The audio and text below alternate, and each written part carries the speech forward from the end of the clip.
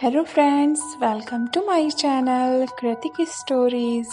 आज हम आपको बताने वाले हैं कर्मफल की एक सच्ची कहानी। तो वीडियो के लास्ट तक बने रहिएगा। चलिए बताते हैं हम आपको।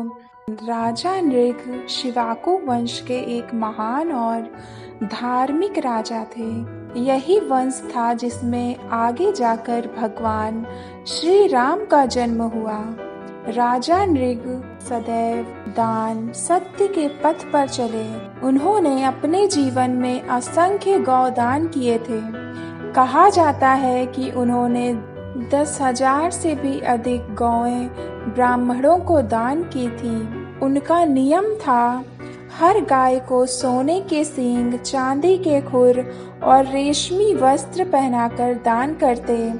उनका उद्देश्य था किसी को भी दुख ना पहुंचे, हर कोई संतुष्ट रहे। लेकिन कर्म का नियम है, संकल्प कितना भी पवित्र हो, गलती का फल फिर भी भोगना पड़ता है। एक दिन दान के समय एक अनजानी भूल हो गई। उन्होंने एक ऐसी गाय दान कर दी जो पहले से ही किसी दूसरे ब्राह्मण की थी। जब दोनों ब्राह्मण उनके पास आए, दोनों के पास अपने अपने दान का प्रमाण था। राजा नृग ने सबके सामने हाथ जोड़कर कहा, हे ब्राह्मणों, मुझसे यह भूल अनजाने में हुई। कृपया मुझे क्षमा करें। मैं आपको हजारों गायें और दूंगा। लेकिन दोनों ने कहा, राजन, हमें गाय नहीं, न्याय चाहिए। सत्य के बिना दान अधूरा है। अब राजा द्वंद्व में पड़ गए। एक का मन रखना तो दूसरे से अन्याय।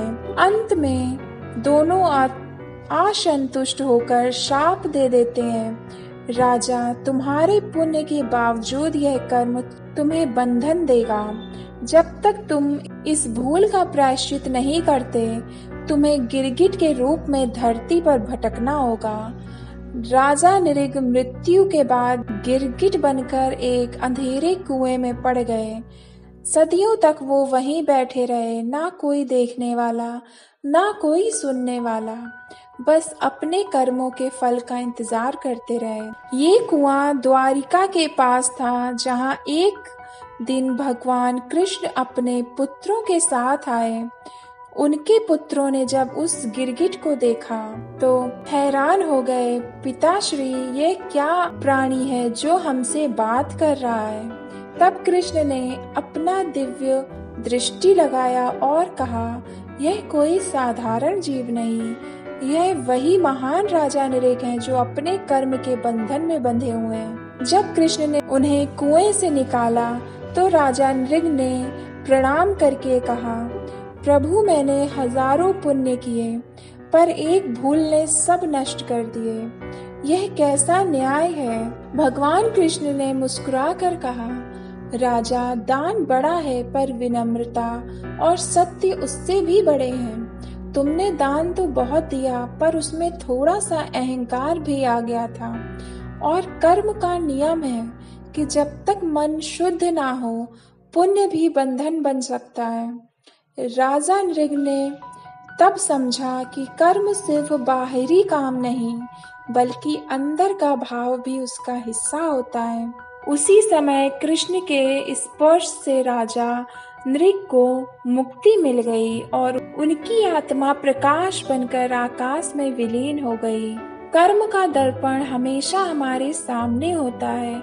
अच्छे कर्म भी अगर अहंकार या असत्य से जुड़े हों तो उनका फल सुख नहीं, दुख बन जाता है। और जब मन शुद्ध हो तो एक छोटा सा कर्म भी मोक्ष का द्वार खोल सकता है। तो ये थी राजा नृग की कहानी, कर्म फल की स्टोरी। अगर आपको स्टोरी अच्छी लगी और ऐसी स्टोरीज आगे भी सुनना चाहते हैं तो मेरे चैनल को सब्सक्राइब करके वीडियो को लाइक और शेयर कीजिए। आपसे फिर मिलेंगे नेक्स्ट वीडियो में। तब तक के लिए धन्यवाद। जय हिंद।